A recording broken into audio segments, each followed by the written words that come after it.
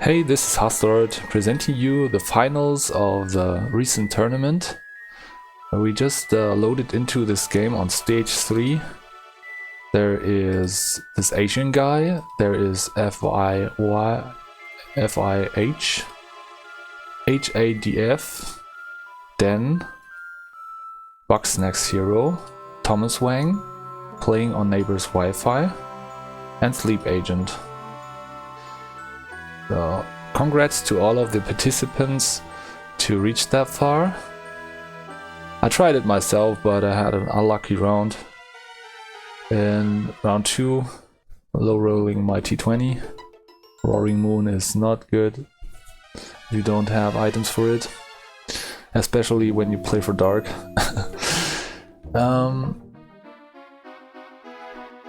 Okay, we see this Asian guy finding a war turtle on a Soldiu and 2 seeds. We have another water opener with a water stone on playing on neighbor's Wi-Fi. There you can see the Asian guy that is also playing grass. Interesting, that's a grass opener. Grass in the finals. Oh, he's playing for grass. Shroomish. Okay. We got Den playing for a Braixen. There's no payday. We didn't see the human TM yet. Now he's switching out his comp for normal and he's playing for a big ether belt on Lechonk. It is after the ad pick, so I think he found the Lechonk and had the Igglybuff ready to go. This is a really strong looking comp. With his Soldiu, he has a really good item combination on the big ether belt that increases the stats of the Soldiu.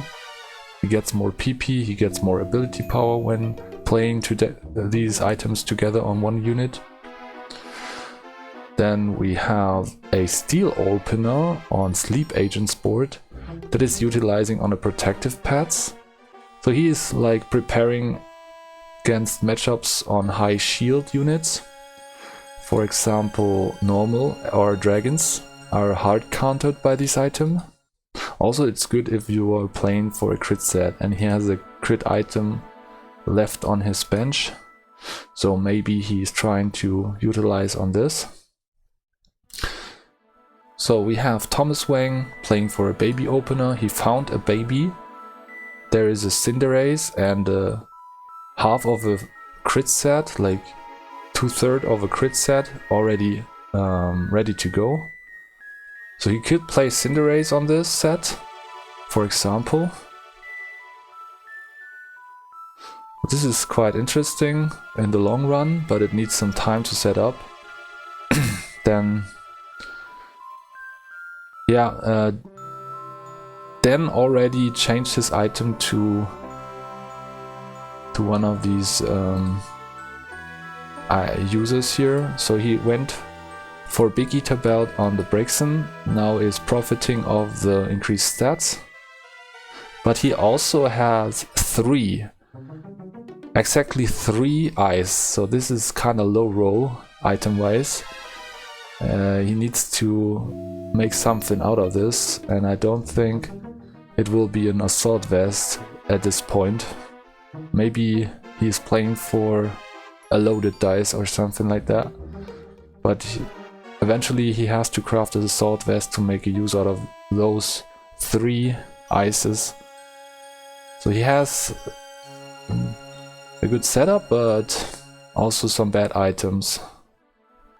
So he lost this round against HADF on the Floragato. HADF is going for a pretty tempo-based approach here. He is harvesting some berries from the bushes. And yeah, overall looks pretty decent, but looks like he's preparing a dark comp. He has Shiny Charm ready to go. This is really good on dark units since they jump into the backline and then will get a shield. when they are low HP, like 30 HP. Protection for 1.5 seconds. So maybe he's just playing for Flora. He has a Flabibi on bench. Okay, we see Kricketot added to the game. There's Nickit added to the game. Nickit is such a cool unit. It will steal items from your enemies. So we will probably see a Nickit in this game. Bugsnax Hero found a spell tag. This is a very potent artificial item that you can find by putting two RT units into the game. So he went for Onage and Coughing and found the spell tag, which grants Ghost Synergy and also curses the attacker so that it gets KO'd after 10 seconds. That's a very good starting point for either artificial with a Ghost Splash, or like he could go for let me see. No, that's not a really good environment for Amorphous. It will take a while to figure out what his comp is. Gonna put the music a bit down here. That's a bit too loud.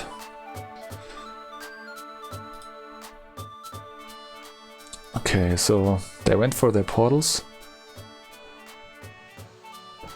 Let's see what they pick.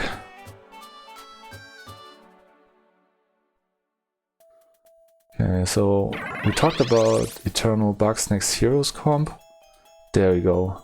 So he went for that artificial approach, finds a Shed Shell that is giving bug synergy, and then he's probably playing for the integration of a Genesect. This is a rather cool approach. He found a Pineco already, so he can also make use out of the Shed Shell right now. He doesn't have a good target to copy though at the moment, so he first needs to integrate Magnemite, then gets a copy of Magnemite maybe. Okay, he decides to copy the Coughing. So the copy will spawn on here, I think. Let's see. Yep. Oh, he's playing against a Baby 7 comp from Array. Let's see this. So Array decides to play for a Mantike. This means he's trying to get a Golden Egg from Baby 7 synergy. This Golden Egg will hatch after 4 rounds if you get it, and then you get a shiny item that is randomly chosen from the shiny item pool. So that's kinda a very often to be seen strategy played by this player. I think it's Array. He sometimes changes his name, but I think it's Array. So he didn't find his Golden Egg right now, so he has to wait another round. He prepares for a caster type comp. He's maybe trying to make use out of the Mantike later. We will see this, not in too much time. We see an Applin comp playing for Gourmet Dragons. It's probably a dragon comp, but I don't see too much. Well, there is a loaded dice that he maybe throws on it, and we see half of a Solio. I'm very interested in this. Thomas Wang plays for Applin. Definitely very interested in the outcome of this comp. Since he's also very low on life, this is a rather risky T10. I would say that this is a rather bad spot to play Applin in if you are low on life, because Applin needs so much time to set up and he has virtually nothing on his board. So this looks like a bottom 4 to me, unfortunately, but I love to see the Applin. What else? We got the FIH. He went for... I don't even know. Let's see the ad picks. Okay, what is possible here? Don't see too many lines. Maybe ice, maybe... Oh, normal is pretty over-presented. There is very good picks in Hippotas, or like the Saucebug. The Chonk is really good. Normal Gourmet should be a thing here in this lobby. So we see Arcaludon on a crit set, which is really strong in my opinion. Just lacks a loaded dice and this will be a perfect AD carry. Could also be an X-Ray. Even Red Orb would be okay. Oh, FIH is Swiggler, okay. Hello Strong Donk, thanks for joining in. Let's take a look at these comps. Oh, we see a Miltank. That's a Gourmet normal unit. And he's probably trying to find the Lechonk. He tries to utilize on a big belt Miltank build. Big Eater Bell plus Muscle Band. But he got destroyed by the start team from HADF. He is playing for Pubitar on a light spot. Also further boosted by the ability power buff from Stonjourner's passive. So this is pretty strong. Let me take a look at his comp. He found the Clefairy, sorry. So this is an evolution that grants light. And he has light 5 ready to go. There is the Finneon ad pick. And this is a regional.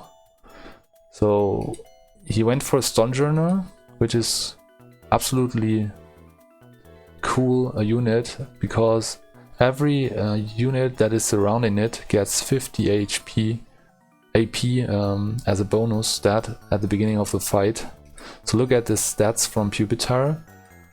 He's also playing it on a spell crit set that is rather unusual, but it kind of works in this setup because he's like playing for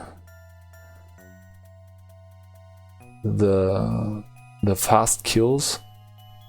Okay, now he got decimated by a Mantine. So area is popping off already. He found his baby 7 golden egg and he's made it into the game and stabilized kinda. So this is rather powerful if you manage to get to this point with a baby 7 approach. He has really good items for Mantike.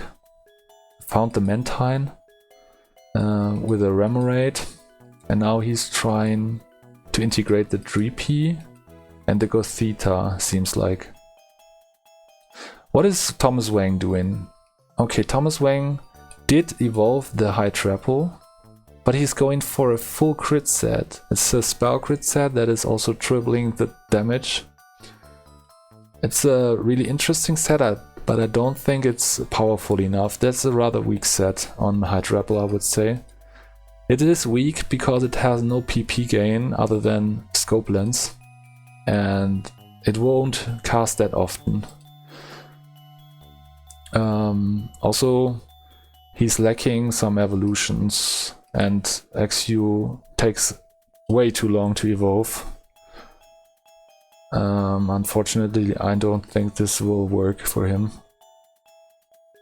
Let's see, like we have Gym Leader Den. There is a Vanillite in here. That's the first place. So it's only Gourmet 3 and he went for a Quillfish on a Big Eater belt. And he's trying to make use out of the Stardust Soldew combination. That is interesting. I never saw this before. I know that there is something going on with this unit. I think it is pretty buggy. But now he lost.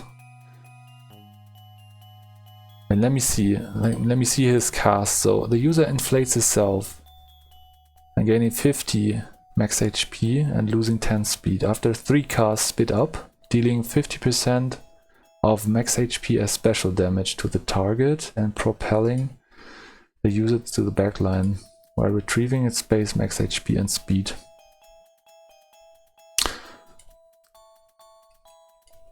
Okay, so he is boosting it with the speed upgrade. I have to watch the fight to make an opinion on this. Okay, so he's stacking up the Sodio and the Stardust casts, so he gets more shield from it. Then after 3 casts he will explode. Okay, but it doesn't really work against this team. So the Pubitar strikes again, the spell crit Pubitar. Yeah, this is looking devastating. It's so funny to watch the spell crit Pubitar flying around the battlefield, critting enemies away. So we see some picks here, item wise.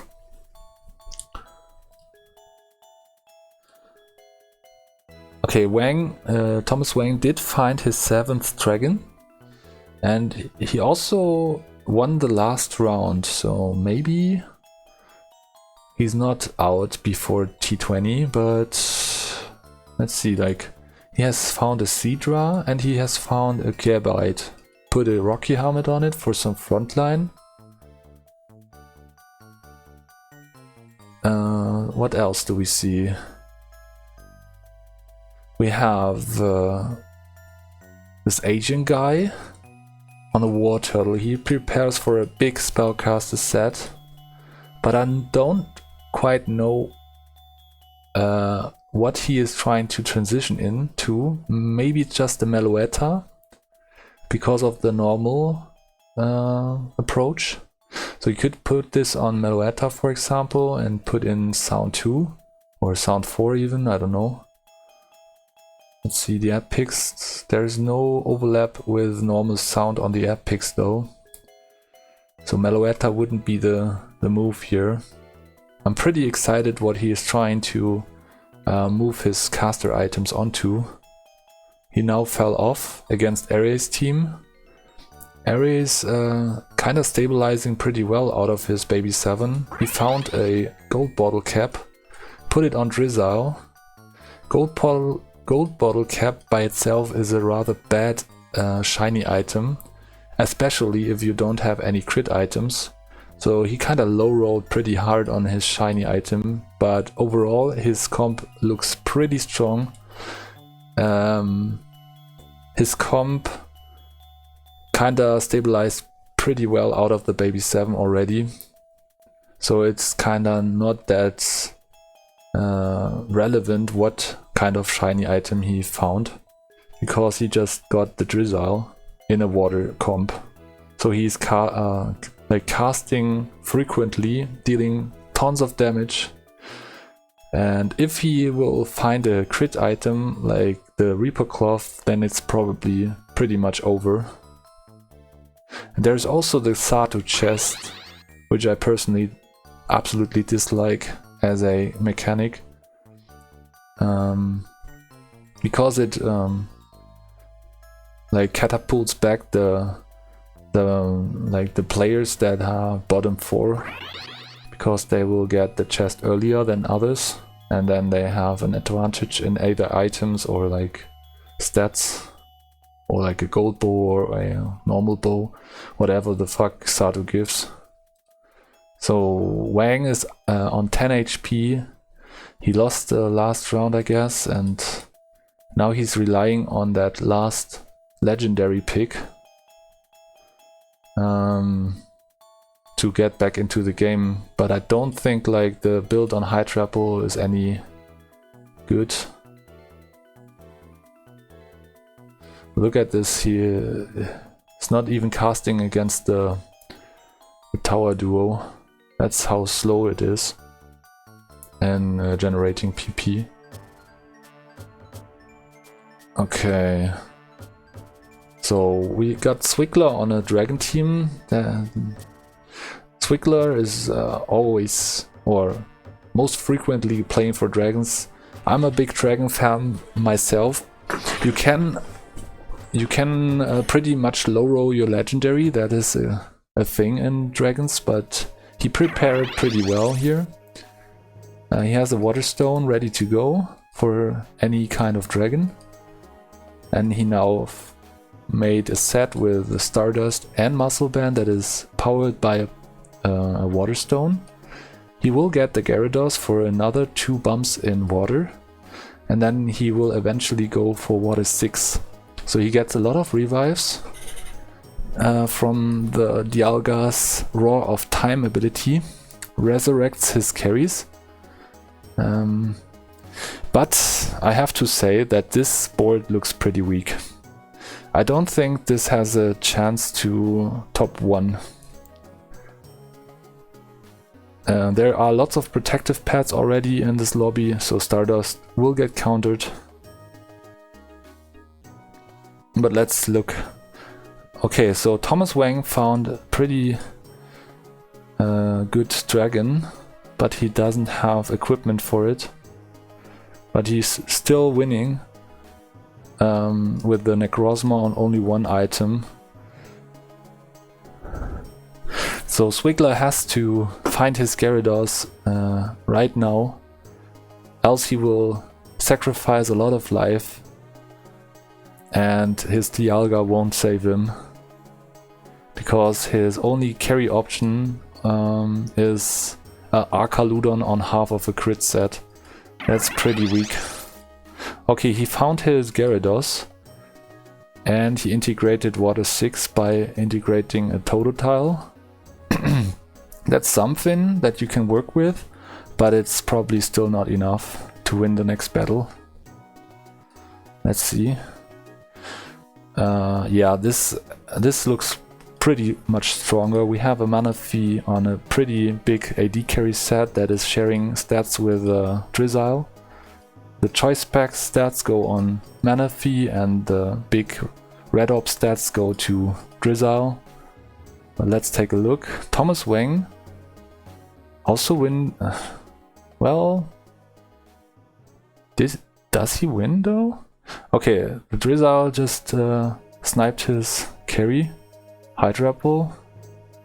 Gets over for Thomas here, looks like. Yeah. GG's Thomas. Bugsnax here is also out of the game. Holy hell, man. That was a KO round. GG's guys. Thomas Wang trying for that Hydrapple build. And Bugsnax hero playing for Artificial Steel. So we have Gym Leader Dan ruling the lobby with normal. He found a green orb. Let's take a look at his comp. Okay, his comp consists out of a Porygon 2 and a fucking Quillfish on a Big Eater belt. It kinda saved him his mid game to go for this Quillfish on the Big Eater belt.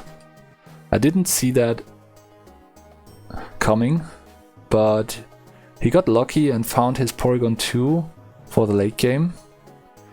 That's an essential part of winning with normal type comp.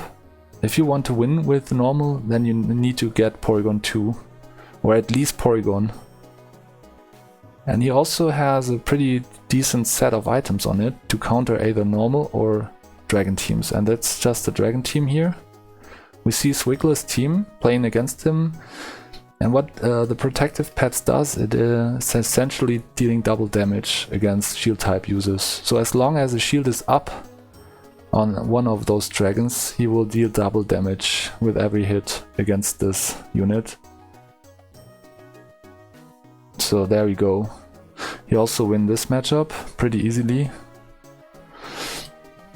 And then, okay, we see HADF got rid of his Pupitar and now uses its item on a Boldor. The Boldor is buffed 50 AP by the Stonjourner. and is building for a spell crit. So this is way safer than a Puberta that is going melee. He's now having a range carry on these items. And this is a huge caster. He will get some big casts here, but the shields are too big, I guess. So he also loses against normal. The cool fish is annoyingly tanking every bit of damage there is coming. Yeah. No chance, man. Look at this Porygon damage. Also copying Light 5 is such a fraud, man. Nerf Porygon, that's what I have to say about this. Like, getting Light 5 for free is so... It's just not you don't even have to place on a light spot for it. It's just getting Light 5, Revive, tanking stats, damage buff, PP gain, everything, just for existing. And normal is also one of the strongest comps there is. Let's take a look at the shiny item board. He's now on 16 HP, so that's the last life he has. If he now loses another round, he's pretty much out of the game. But he found a fucking Reaper Cloth in here. This will bump up the damage to millions of tons. Like, he has only 20 gold left on his bank. Now he's trying to find the Weimar, I guess. Yeah, he found it. He's now dittoing it. He got a big meat shield. Okay, he somehow played without the Weimar last turn. I'm not sure why. Okay, he plays for Haxorus on a Waterstone to get that 2 water bombs from Dragon 3, sorry. Yeah, this looks cool. It's having enough firepower against the normal comp. So the normal comp folds against the Drizzle on a perfect crit set with a gold bottle cap. He also gets a lot of gold back. So I think Ari has good cards on winning this, because he took the risk and went for Baby 7, and now he's on the best spot there is. I think this is the right way of playing in the finals. Take a big risk and then be unbeatable. So we have HADF's board. Also, he went for a Drizzle on his spell crit set. That is not a set really, it's only Reaper Cloth. But it's also buffed from the Storm Journal by 50 HP. So that's a lot of damage.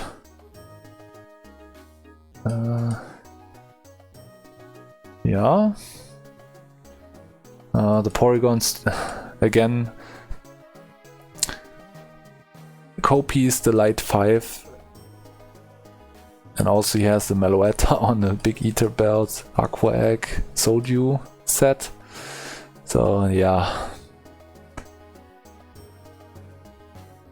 GG's HADFs. I found your comp very interesting and also cool because you got that Pubitar for the mid game, and then Boldor is also a very good unit.